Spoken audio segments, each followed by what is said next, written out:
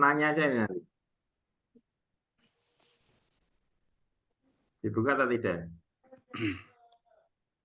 Ya, ya.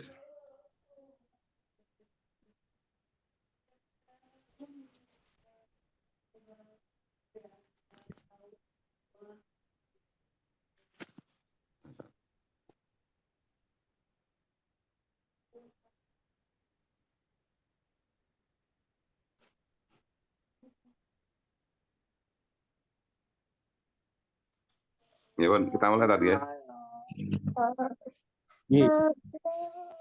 Bismillahirrahmanirrahim. Assalamualaikum warahmatullahi wabarakatuh. Waalaikumsalam warahmatullahi wabarakatuh. Alhamdulillahilladzi arsala rasulahu bil huda wa dinil haq yudhhiruhu 'ala dini kulli walau karihal musyrikun. Asyhadu an la ilaha illallah wahdahu la syarikalah wa asyhadu anna Muhammadan 'abduhu wa rasuluh la nabiyya wa la rasula ba'dah. Allahumma shalli wa sallim ala Muhammadin wa ala alihi wa sahbihi asma'in. Puji syukur kepada Allah Subhanahu wa taala atas limpahan nikmat dan karunia-Nya kita bisa berkumpul pada kesempatan hari ini, pada hari Rabu, baru pagi yang dimulakan Allah Subhanahu wa taala. Semoga kesempatan Rabu pagi selalu kita manfaatkan dalam forum ini untuk selalu tholabul ilmi, untuk selalu sharing, untuk selalu mengingatkan diri sendiri sehingga kita memahami bahwa ternyata ilmu kita hanya sedikit sekali. Dan semoga dengan ilmu yang diberikan Allah Subhanahu wa taala dalam syariatnya yang selalu kita pelajari ini akan memberikan kemudahan dan panduan kita untuk keselamatan di dunia dan akhirat. Salam dan salam tak lupa kita aturkan juga pada tujuan kita Nabi Allah Muhammad SAW, serta keluarga, sahabat dan para pengikutnya.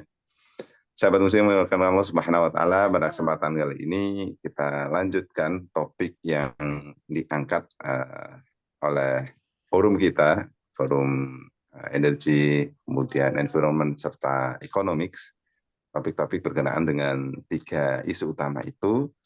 Nah, di bulan Juni ini kami sudah menetapkan satu topik tema besar berkenaan bagaimana visi ke depan negara kita, sehingga kebangkitan ataupun arah dari visi negara kita ini harapannya jelas. Dan tentu dalam forum ini kita akan mencoba dalam perspektif yang lebih kritis sehingga tidak hanya existing yang ada, tetapi bagaimana seharusnya kita menggali serta mengeksplorasi, terutama bagaimana Islam juga memberikan solusi. Nah, topik besar yang akan didiskusikan pada pagi ini adalah bagaimana Islam mampu mengatasi permasalahan berkenaan dengan kemiskinan. Nah, telah hadir pada kesempatan hari ini pada forum hari ini Dr. Yuhana Triutomo. Nah, beliau nanti akan mengupas bagaimana upaya memutus lingkaran kemiskinan. Nah, ini mungkin sedikit review bahwa sedikit pengantar bahwa ya kemiskinan ini seolah-olah menjadi permasalahan dan memang menjadi bagian dari kehidupan sosial masyarakat dan bahkan di banyak topik gitu lah. Kemiskinan ini memang produk yang sifatnya termasuk ciptaan Tuhan kepada manusia juga, sehingga mungkin ada yang membuat statement atau adagium ya kemiskinan ya inherent dengan penciptaan manusia gitu. Apakah ini benar dan apakah ini kemudian tidak ada solusinya dalam atau memang hanya sekedar atau kemiskinan itu hanya ilusi. Nah, topik-topik ini akan coba mungkin akan disampaikan atau akan sedikit review oleh Dr. Rina Triutomo, dan mudah-mudahan kita nanti akan memanfaatkan forum ini untuk berdiskusi dan menggali lebih jauh tentang memutus lingkaran kemiskinan. Untuk waktu selanjutnya saya serahkan kepada Dr. Rina Triutomo, monggo tafadhol. Baik, jazakallah khair Ustaz Ida. Assalamualaikum warahmatullahi wabarakatuh.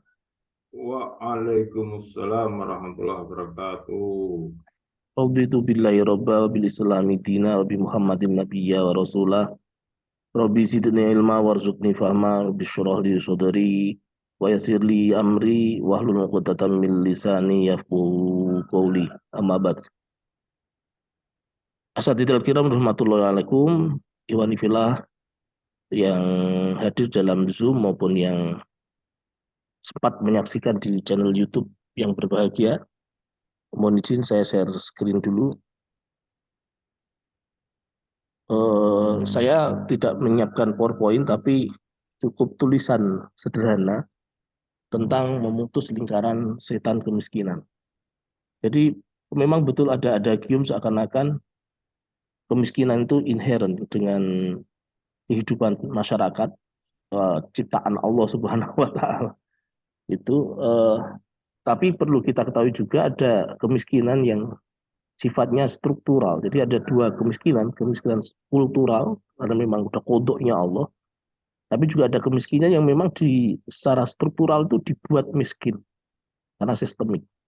Nah, bagaimana memutus lingkaran kemiskinan itu? Saya tuliskan di sini artikel sederhana saya, 7 halaman, termasuk daftar pustakanya.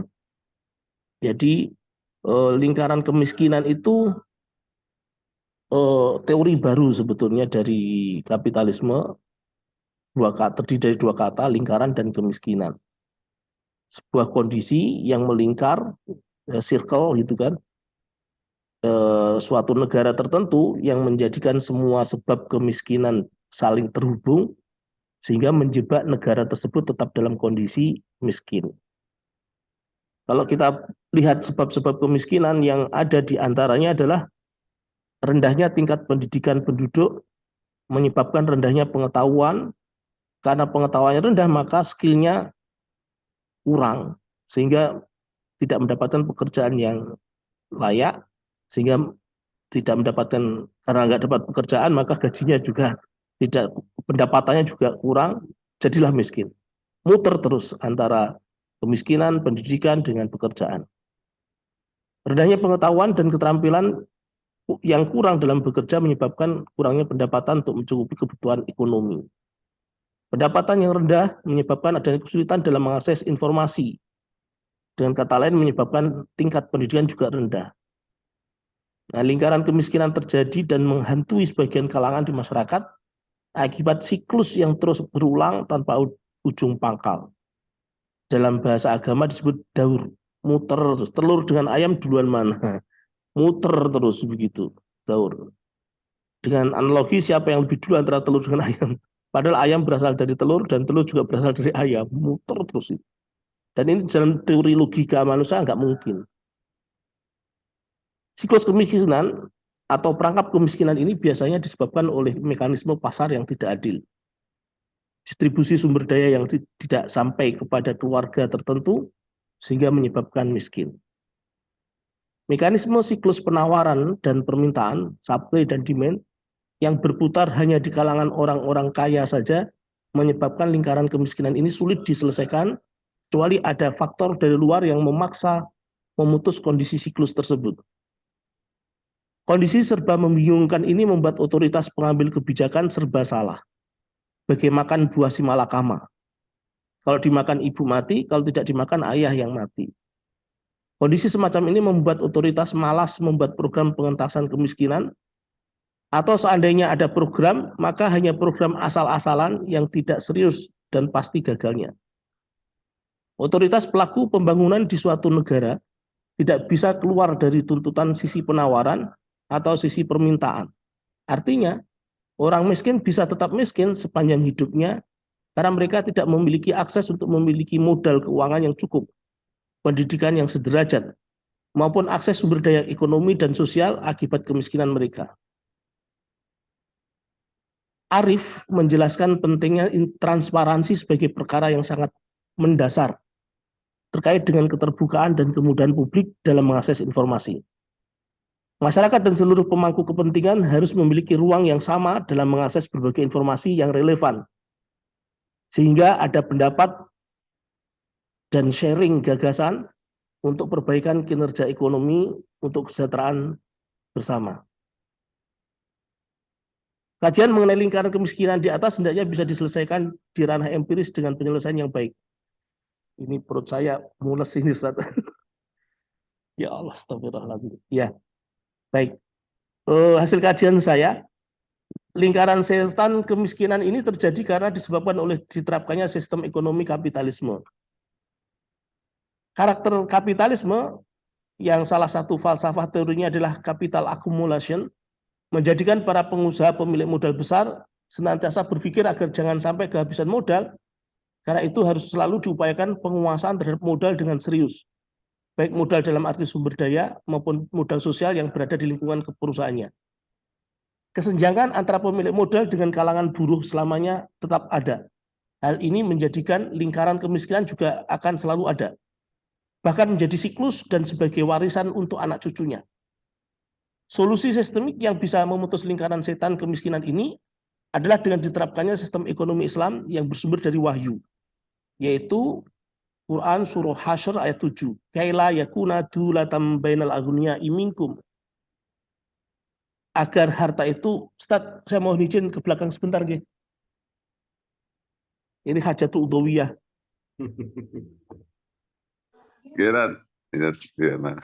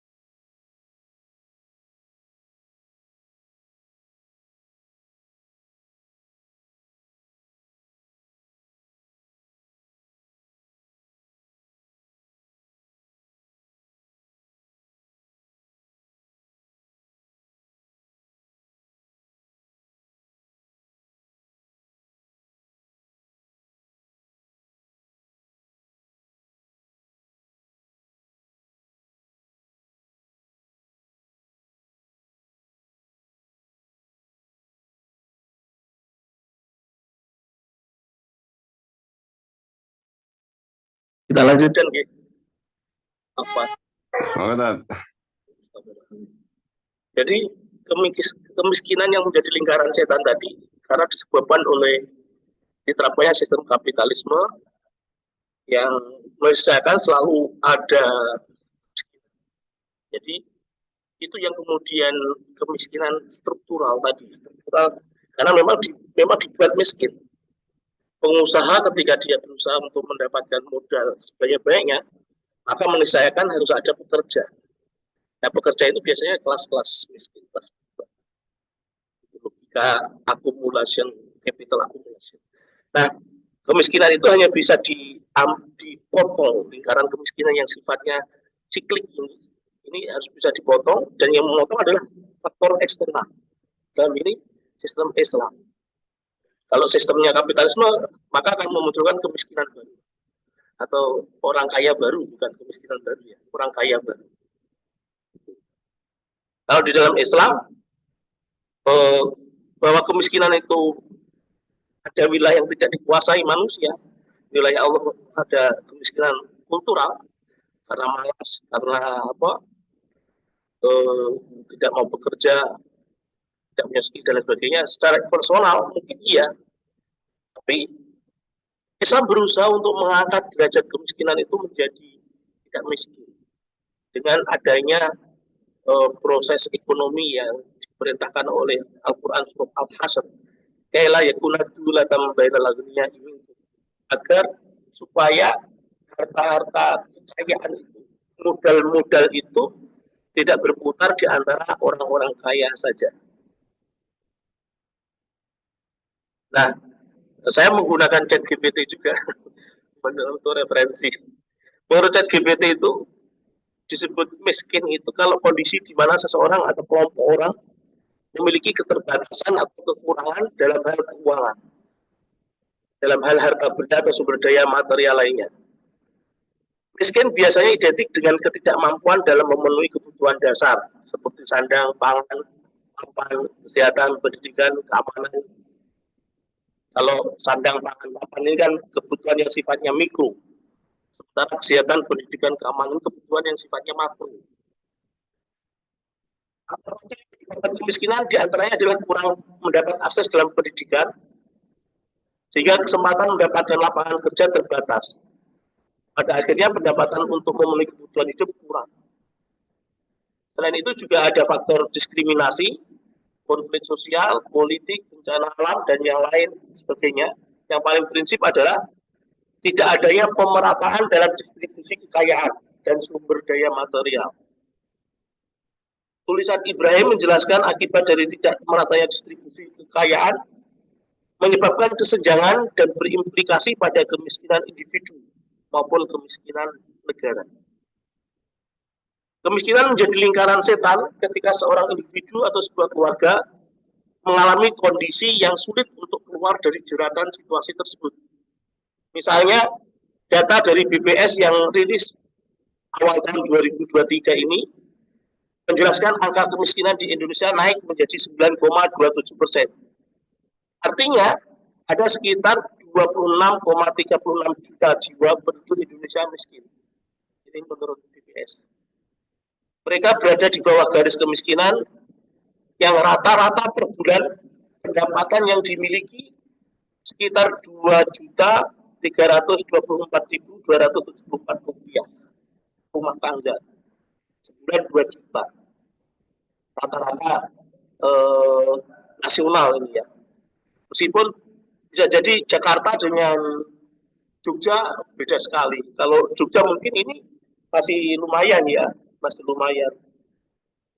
Jogja itu gaji pokok, ya, UMR biasanya Sleman paling tinggi Sleman, terus kemudian kota Jogja, Bantul, Gunung Kidul, dan Kulon Progo baru kisaran 3 juta, 4 juta. Sekarang UMR Jogja berapa, Ustaz Ida? 4 jutaan ya, 3,5, 4 juta ya. Seorang ekonom dari Center of Reform Economics Indonesia Yusuf Randy menilai mengatakan bahwa sebab dari kemiskinan diantaranya adalah inflasi dan pemutusan hubungan kerja. Pemerintah dan beberapa organisasi sosial berusaha mengurangi angka kemiskinan sebagaimana di atas melalui program bantuan sosial, kebijakan ekonomi yang inklusif, pemberdayaan ekonomi, memberikan akses pendidikan dan layanan kesehatan untuk mengurangi kesenjangan sosial dan ekonomi. Problem kemiskinan sebagaimana di atas hanya bisa dikurangi dan tidak bisa diselesaikan. Hanya bisa mengurangi, tidak bisa diselesaikan, tidak bisa dituntas. Beda jika diterapkan sistem ekonomi Islam. Sejarah Islam mencatat tidak adanya penduduk yang berhak menerima zakat pada era kepemimpinan Khalifah Umar bin Abdul Aziz tahun 717 Masehi. Ini menunjukkan kalau kemiskinan itu enggak ada. Tidak ada yang berhak menerima zakat itu yang masa pemerintahan Khalifah Umar bin Abdul Aziz. Ini berarti pada saat itu tidak ada kemiskinan dan tidak ada orang miskin. Sistem ekonomi Islam menyelesaikan problem kemiskinan secara utuh, bahkan sejak dari falsafah. Falsafah ekonomi Islam terbagi ke dalam 3 pilar: kepemilikan harta kekayaan, pemanfaatan kepemilikan, dan distribusi kekayaan oleh negara.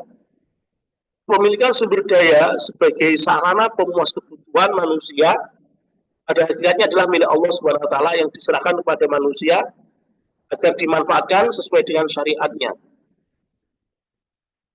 Kepemilikan sumber daya ini terbagi menjadi 3: kepemilikan individu, kepemilikan masyarakat, dan kepemilikan negara. Lebih jauh, Syekh Taqiyuddin An-Nabhani menegaskan jika pemerataan dengan distribusi kekayaan yang adil kepada seluruh masyarakat bisa menghilangkan kemiskinan. Semua rakyat mempunyai hak kepemilikan individu dengan pembelanjaan secara sukarela maupun dengan bisnis.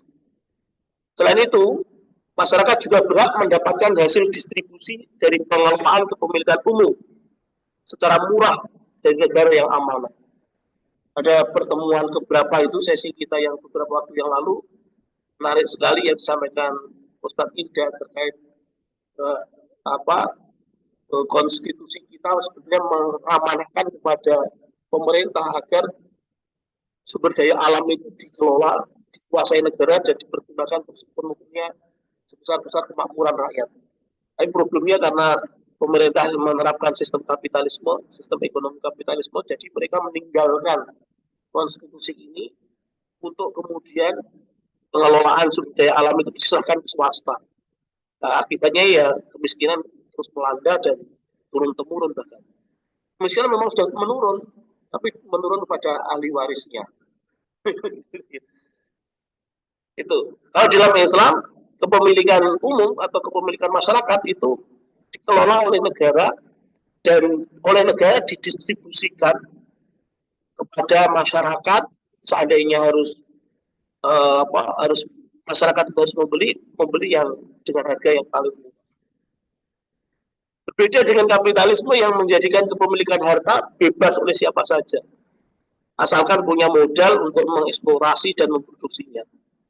Kapitalisme menghalalkan segala cara untuk memenuhi kebutuhan hidup mereka yang katanya tidak terbatas.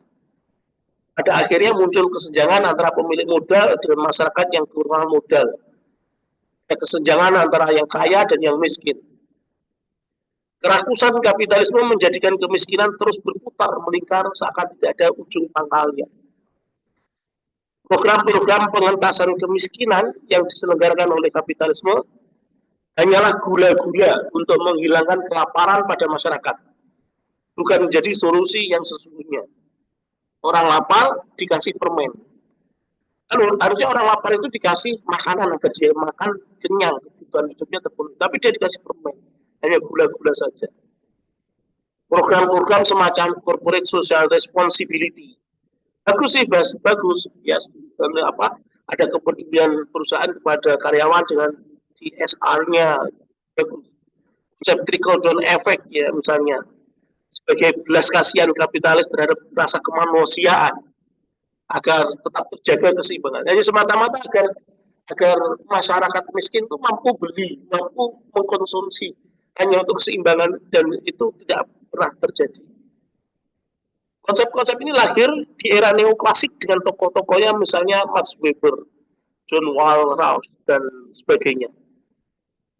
Selama produksi atau capital accumulation dan pertumbuhan adalah orientasi pembangunan yang mereka jalankan, maka sesungguhnya lingkaran setan kemiskinan tidak akan terputus, akan selalu ada. Karena itu dibutuhkan politik ekonomi Islam untuk mendistribusikan kekayaan masyarakat yang dikelola oleh negara. Menurut Zarkasi, Gontor ya, Fahmi Zarkasi, Hamid Fahmi Zarkasi menjelaskan perbedaan yang mendasar pada worldview Islam dan kapitalisme. Worldview Islam mampu menghadirkan kesejahteraan dan menghilangkan kemiskinan secara tuntas, secara paripurna, sementara worldview kapitalisme tidak. Islam memandang pembangunan berorientasi pada sumber daya manusia sebagai subjek. Falsafah kebahagiaan Islam dengan terpenuhnya kebutuhan asasi manusia, al-hajat al-udhiyah, need, dan kebutuhan kamali, al-horois atau want, secukupnya sebagai sarana untuk ibadah kepada Allah Subhanahu wa taala, meniscayakan mereka tidak menumpuk harta kekayaan. Ajaran-ajaran Islam yang mengutamakan orang lain, anjuran sedekah, perintah zakat, kewajiban menafkahi keluarga, dan sebagainya, merupakan jalan pintas menghilangkan kemiskinan. Lingkaran setan kemiskinan akibat menerapkan sistem ekonomi kapitalisme bisa diputus secara permanen oleh diterapkannya ekonomi Islam. Kesimpulan, artikel ini menjelaskan cara memutus lingkaran setan kemiskinan akibat menerapkan sistem ekonomi kapitalisme, yaitu dengan cara diterapkannya sistem ekonomi Islam. Artikel ini masih sangat sederhana, mungkin perlu disempurnakan dengan diskusi kita ya. Terima kasih, itu yang bisa kami sampaikan, kami sharekan di majelis yang mulia ini, insya Allah. Waktu dan tempat kami kembalikan. Assalamualaikum warahmatullahi wabarakatuh. Waalaikumsalam warahmatullahi wabarakatuh. Baik sekali sampaikan oleh Ustaz Yana, terutama kaitannya dengan menghapus kemiskinan ya, lingkar kemiskinan.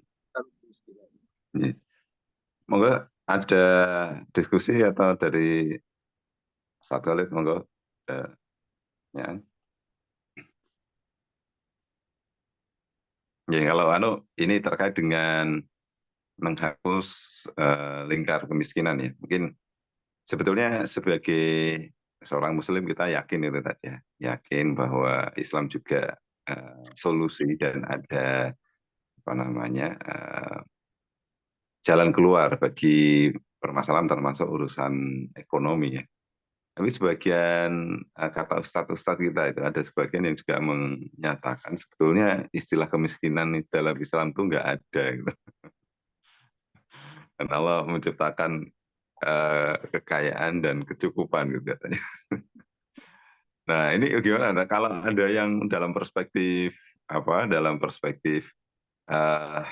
ini kita biasanya orang ekonomi bicara sesuatu yang menjadi definisi itu ada parameter atau indikator terukurnya. Misalnya disebut miskin ya, kalau Bank Dunia menyebut $2 per hari gitu. Tapi apakah kita cukup atau tidak itu sebetulnya tergantung kita saja sih. Dari seorang Muslim harusnya orang yang bersyukur itu nggak pernah merasa miskin karena backingannya adalah yang maha kaya.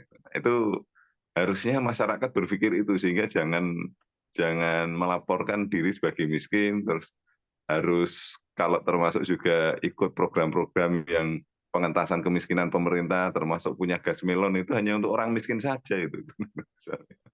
Jadi yang punya gas melon di rumah itu tanda miskin itu. Tinggal ngitung gas melonnya ada berapa ya yang beredar di Indonesia. Nah itu bagaimana? Miskin itu nggak ada dalam apakah karena sebab itu, artinya karena terminologi miskin itu nggak ada dalam Islam gitu, sehingga Islam otomatis menghapus kemiskinan gitu, atau karena memang faktor apa sehingga kita perlu mengerti dan memahami ya Islam ini memberi solusi atau selama ini hanya karena salah paham saja gitu, atau paham kita yang salah. Monggo Tadian. Oke, terima kasih, saya tetap belajar menjawab gitu. Karena pertanyaannya memang pelik ya, karena kita itu kan sekarang ini hidup di zaman yang serba pelik sebetulnya. Zaman yang serba aneh ya, karena akhir zaman mungkin ya. Jadi sampai kemudian ada ada yang bilang Allah itu menciptakan kecukupan bukan menciptakan kemiskinan. Ya itu kan definisi bahasa saja ya. Kalau misalnya ada yang kaya pasti ada yang miskin, itu kan secara bahasa pasti begitu. Nggak mungkin ada orang kaya kalau nggak ada orang miskin, itu nggak mungkin. Artinya eh, kalau kalau pernyataan ya ada ulama, seandainya ulama mengatakan begitu dalam kerangka untuk memotivasi orang agar tidak miskin, itu bisa kita terima, bisa kita maklumi ya. Dari faktanya miskin kemudian dia memotivasi begitu, berarti kemudian dia untuk bangkit, untuk keluar dari kemiskinan. Atau mungkin dalam kerangka motivasi untuk mencela kapitalisme, bisa kita maklumi juga, bisa kita benarkan. Artinya memang kemiskinan itu dibuat oleh kapitalisme. Tapi kalau statement itu untuk pengingkaran dari ayat-ayat yang menegaskan bahwa innama shadaqatu lil fuqara'i wal masakin, itu sudah ada jelas. Ada ayatnya, itu bahaya secara akidah. Karena memang secara akidah pun ya, kita diajarkan ada wilayah yang kita kuasai, yang kemudian kita harus maksimal dalam berikhtiar di wilayah itu. Ada wilayah yang tidak kita kuasai. Rezeki itu bukan wilayah kita. Rezeki itu wilayah Allah Subhanahu wa taala yang kemudian mengatur yang diberikan kepada kita. Wilayah kita adalah bagaimana memanfaatkan rezeki itu semaksimal mungkin. Kalau dalam terminologi ini harus hati-hati, karena Allah sendiri memang berkuasa atas segala sesuatu yang terkait dengan rezeki ini. Apakah kemudian rezekinya kemudian banyak atau rezekinya sedikit. Nah, banyak atau sedikitnya rezeki ini memang diukur dari batas kebutuhan. Nah, kebutuhan hidup manusia. Jadi kalau kemudian Bank Dunia bicara minimal kebutuhan kecukupan atau disebut tidak miskin itu di atas $2, Ustaz ya. Berapa tadi? Itu juga itu juga aneh gitu loh. $2 itu kan bukan rupiah. Apalagi mata uang Jogja itu ketika Sultan Yogyakarta menerapkan mata uang bingo, PPS, itu gimana coba? Memang kapitalisme jadi membuat ukuran-ukuran yang mereka bilang netral sih, mereka bilang standar yang sama, tapi faktanya tidak begitu. Ini kritik secara metodologi sebetulnya, karena mereka menggunakan metode ilmiah dipukul rata begitu, digeneralisir. Pada metode ilmiah yang diterapkan untuk humaniora, untuk kajian sosial itu problematik. Itu. Kayak kemudian beda dengan Islam ketika mengukur kemiskinan, kebutuhan, pemenuhan kebutuhan itu per individu. Ketika seorang individu, bukan lagi per kapita, bukan kepala keluarga, tapi individu. Kepala keluarga itu punya anggota keluarga berapa? Tapi setiap individu dihitung. Kalau lapar berarti dia harus segera diberikan, dipenuhi kebutuhannya. Gitu. Kita nggak usah pakai ukuran-ukuran yang secara falsafahnya sudah prematur ya, secara falsafahnya sudah problematik tadi, yang gaung-gaungkan oleh kapitalisme dan para aktor-aktornya itu. Kita pakai aja standar Islam yang konkret yang kita alami. Kalau misalnya sehari makan masih 2 kali, 3 kali, itu masih secara kebutuhan masih terpenuhi. Belum sampai bahkan kebutuhan dan keinginan kita sudah problematik juga gitu. Kalau kita ikuti itu nanti kita jadi ikut di lingkaran problem itu, bukan memberikan solusi. Makanya kemudian di dalam Islam memang ada kemiskinan secara realitas itu ada. Secara realitas itu ada. Faktanya memang diperintahkannya zakat agar didistribusikan kepada fakir miskin, amil, terus kemudian mu'alaf dan seterusnya yang 8 asnaf itu menunjukkan kalau kemiskinan itu ada. Makanya kemudian ada perintah-perintah itu untuk bagaimana agar keluar dari kemiskinan. Sehingga kemudian nasihat ulama yang tadi disebutkan Ustadz Ida itu kita maknai sebagai motivasi aja, sebagai bentuk motivasi agar kita keluar dari kemiskinan, agar kita peduli kepada umat yang miskin untuk kita entaskan kemiskinan itu dengan dipenuhinya kebutuhan hidup mereka sehari-hari. Jadi menurut saya itu ya, saya belajar menjawab dengan sederhana, semoga bisa dipahami dengan baik. Wallahu a'lam bishawab. Monggo Ustaz tidak begitu gitu. Ya, baik, Tad. Nah, kaitannya dengan tadi disebutnya memang salah satu hal yang penting juga kemarin cukup kita juga diskusikan bahwa ternyata perangkat dalam negeri ini kan juga sebetulnya memungkinkan ya masyarakat untuk mendapat hak-hak dalam pengelolaan sumber daya alam tadi gitu. Nah, apakah sederhananya ya kita kembali konstitusi aja deh gitu. Tapi memang jadi problematik karena ya konstitusi kita hanya falsafah gitu, belum sampai sesuatu yang ideologis gitu. Sehingga kemarin misalnya ada diskusi di awal bulan ini, katakanlah ya saya sebut Rocky Gerung itu menyebut ini bukan ideologi, ini hanya asas bernegara, filosofi gitu, pandangan hidup, sehingga memang tidak cukup mencengkram dan tidak punya perangkat hingga aspek teknis untuk merelasikan falsafah itu. Nah, bagaimana kemudian kita menyikapi itu? Artinya ada yang memang ada beberapa ekonom katakanlah Isanuddin Nursi katakan dia menyebut saya ekonom konstitusi, mazhab saya ekonom konstitusi karena apa kembali ke konstitusi gitu. Meskipun ada yang punya perspektif yang lain. Nah, padahal konstitusi kita sudah bagus banget gitu. Nah, apakah perlu kita reinterpretasi atau kemudian perlu kita kristalisasi esensi nilai-nilai dari konstitusi itu aja sih gitu, nggak usah kemana-mana mungkin. Gimana, Tad? Yana?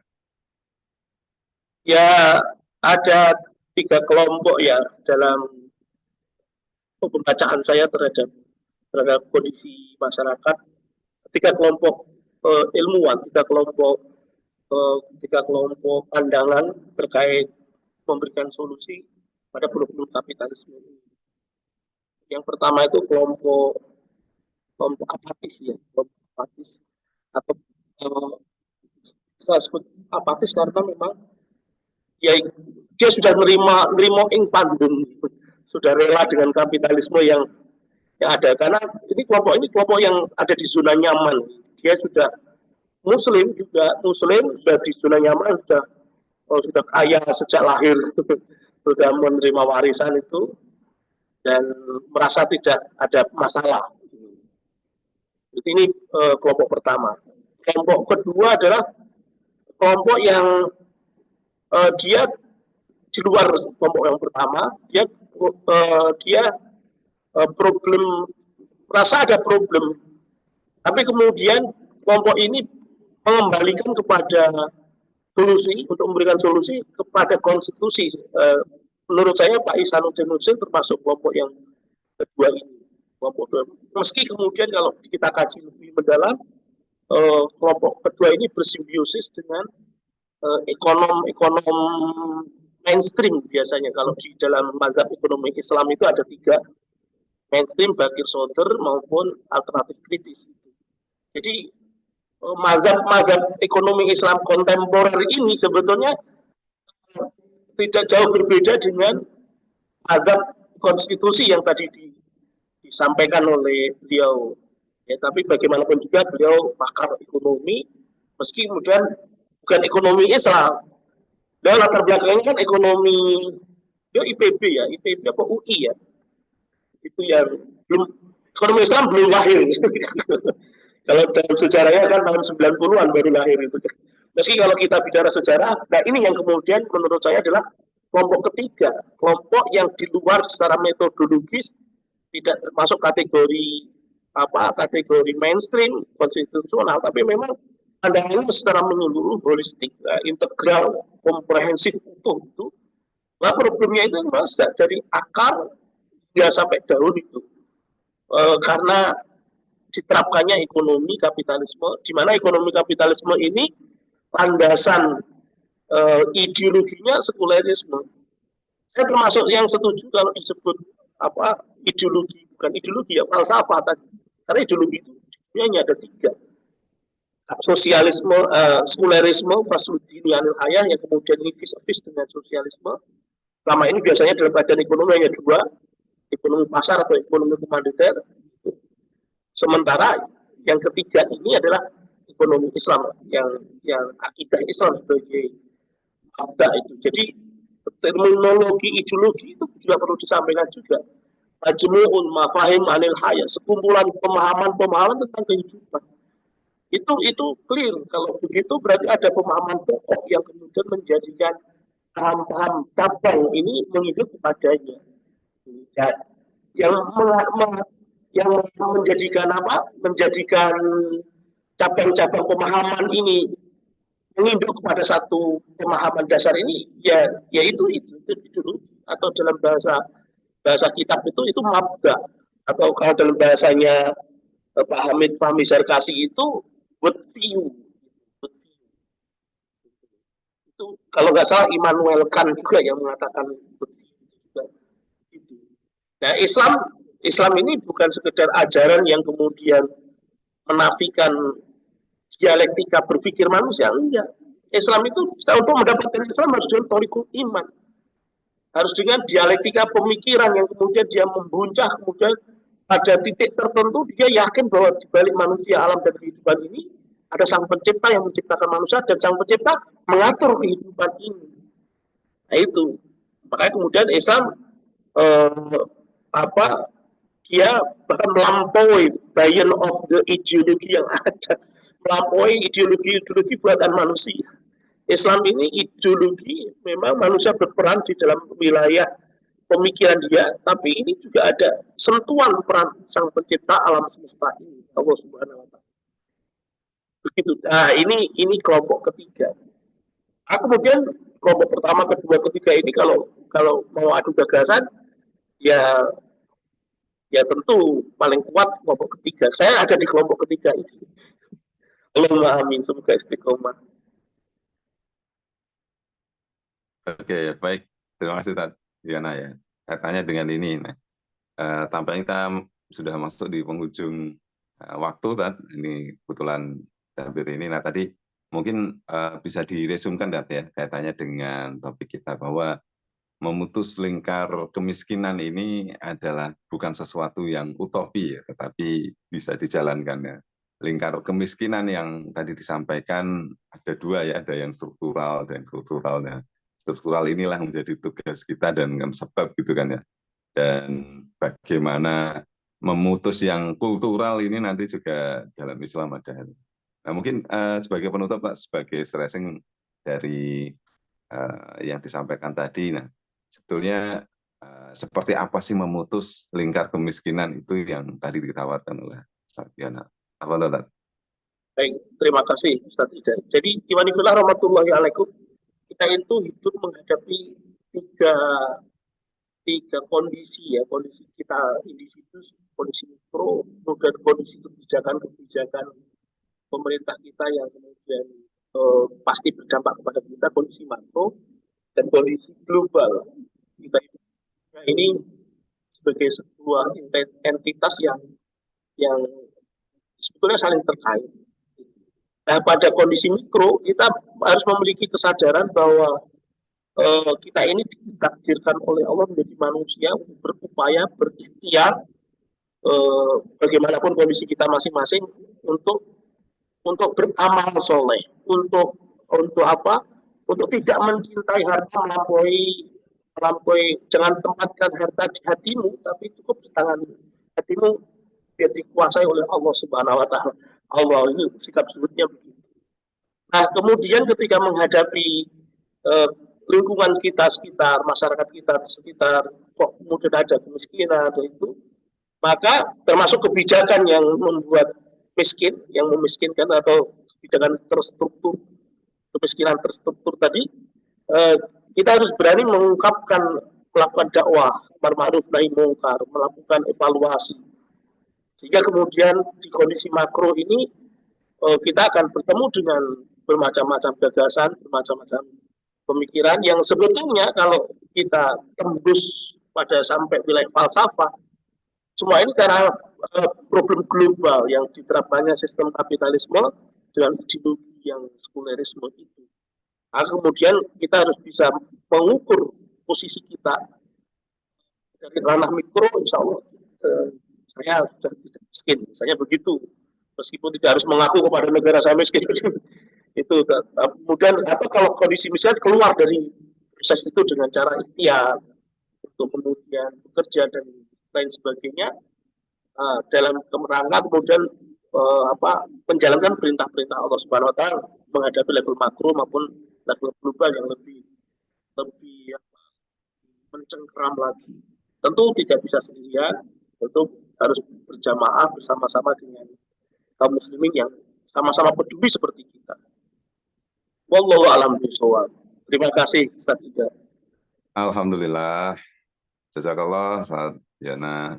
Ya, Terutama kaitannya dengan materi kita hari ini sangat mencerahkan ya, bahwa ini ada kita gambaran lagi bahwa visi negara kita ke depan untuk memutus lingkaran kemiskinan itu tidak hanya sekedar mengganti drivernya saja tadi, tapi ternyata ada banyak hal dari kendaraan kita yang bermasalah gitu. Salah satunya termasuk dalam perspektif bagaimana memandang kemiskinan dan terbentuknya kemiskinan. Nah, makanya ganti kendaraan aja, nggak usah gonta-ganti pemimpin.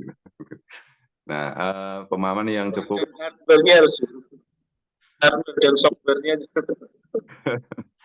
Pemahaman yang cukup mencerahkan pagi ini kita dapatkan, alhamdulillah, di kuliah subuh kita hari ini, di hari Rabu, dan insya Allah pekan depan kita akan membahas banyak topik-topik yang terkait dengan isu-isu lingkungan, environment, energi, dan juga economics.